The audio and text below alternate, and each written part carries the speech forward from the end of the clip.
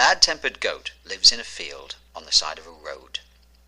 He gets very cross if any other animal comes into his field. Mona and her brother Jonah often walk past the field and talk to the goat.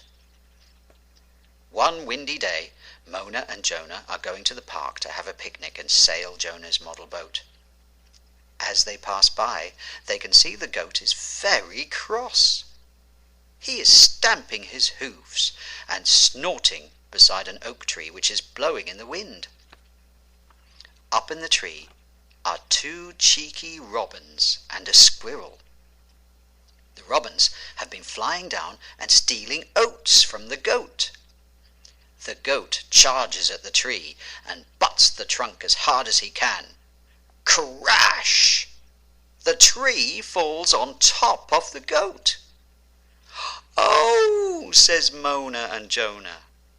They run to get the farmer, who comes and rescues the goat.